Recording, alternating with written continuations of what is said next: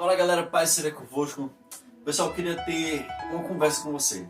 Eu não queria aqui trazer um sermão, mas eu queria ter um pequeno diálogo. Sabe aquele diálogo que se tem com seus amigos?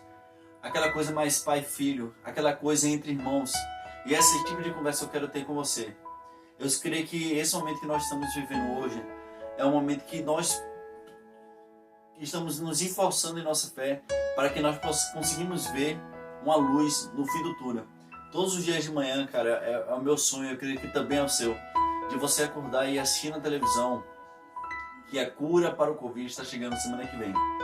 Que a cura, a vacinação está chegando semana que vem em sua cidade, está chegando aqui no Brasil. Mas precisamos entender que o nosso posicionamento nessa época é um posicionamento de fé. Precisamos crer sem ver. Precisamos acreditar em dias melhores, mesmo que esse dia não possam vir amanhã.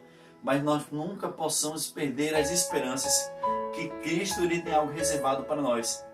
Lá em Provérbios 24, versículo 10, fala bem assim: se te mostras fraco no dia da angústia, a tua força é pequena. E lá em Hebreus 11, no versículo 1, fala: ora, a fé é o firme fundamento das coisas que se esperam e a prova das coisas que não se vê.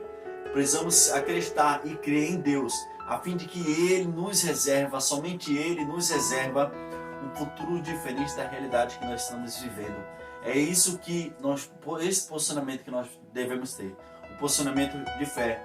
Devemos nos lembrar, gente, que a humanidade já viveu vários momentos sombrios, mas a culpa é de Deus em relação a todas essas coisas? Gente, óbvio que não. No relato da criação, vemos que de maneira nenhuma Deus queria que o homem sofresse, adoecesse ou algo do tipo.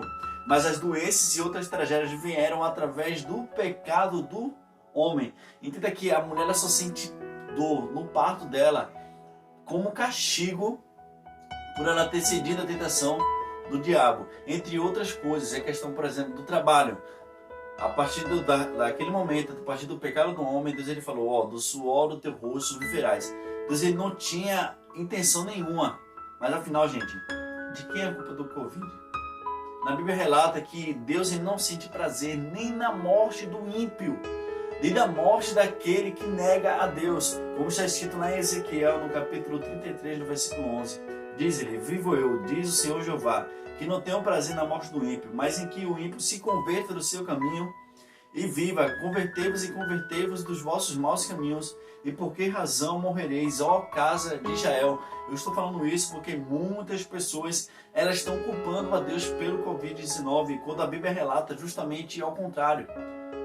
Mas afinal, de quem é a culpa do Covid?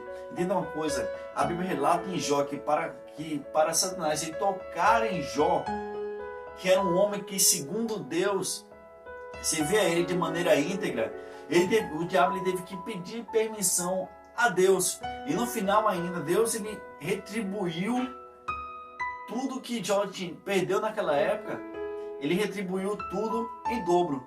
É óbvio, gente, que Deus nos ensina grandes coisas através do sofrimento, mas não é desejo de Deus que aconteçam coisas ruins em nossas vidas.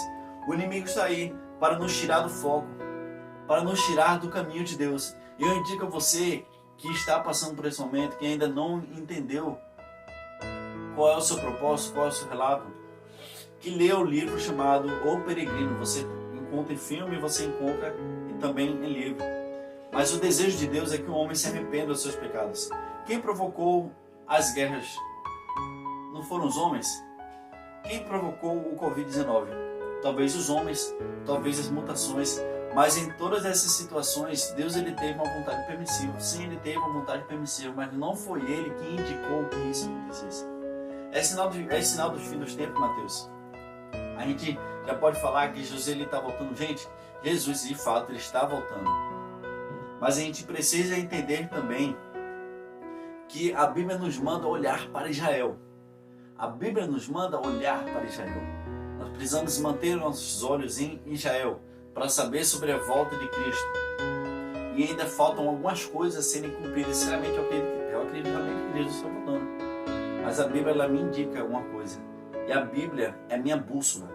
A Bíblia ela é a nossa bússola. Mas o que nós temos que fazer, Mateus, para não ter medo nesse momento? É simples. nós precisamos somente nos aproximar de Deus. Entenda uma coisa, os salmos mais lindos que foram escritos por Davi foram os salmos que foram escritos na época de sua perseguição. Só temos um Deus, só temos um refúgio, esse refúgio é Jesus. O homem não pode te dar proteção, mas sim Deus, Ele pode. E nós precisamos também nos lembrar, lá em 1 Coríntios, no capítulo 10, versículo 13, fala bem assim: não veio sobre vós tentação senão humana, mas fiel é Deus que vos não deixará tentar acima do que podeis. Antes, com a tentação, dará também o escape para que possais suportar. Precisamos acreditar nas verdades bíblicas. Não podemos ter a Bíblia somente como algo para deixar bonito, como algo somente para tirar foto. Nós não podemos deixar somente que a Bíblia, a palavra de Deus, que a nossa fé seja somente para postar fotos bonitas no Facebook, para passar uma santidade totalmente aparente. Se nós choramos na presença de Deus quando estávamos tendo culto, se nós estávamos derramando na presença de Deus quando tudo isso aconteceu decente aqui no Brasil, e todas aquelas pessoas se converteram, para onde foi a nossa fé? A nossa fé ali, ela foi um momento, ou a nossa fé é o fim do fundamento? A nossa fé, ela é o nosso fundamento. Nós precisamos responder essa pergunta para nós: o que nós estamos fazendo, o que nós fizemos com a fé a qual nós díssemos para outras pessoas que nós tínhamos. Precisamos citar as verdades bíblicas, precisamos citar os salmos, precisamos entender que a Bíblia não está ali somente para ficar bonitinho, mas ela está ali como a nossa ajuda. Precisamos entender que a resposta que nós buscamos está em Deus, e somente em Deus nós podemos alcançá-la. Precisamos ser a luz do mundo, precisamos carregar a esperança conosco, não podemos nos deixar levar pelo desespero das pessoas, mas precisamos trazer esperança, precisamos trazer luz, precisamos trazer esperança para aqueles que não estão vendo mais esperança. Que Deus Ele nos abençoe, que Deus Ele te dê forças para suportar essa pandemia, e que você nunca se esqueça que o seu refúgio está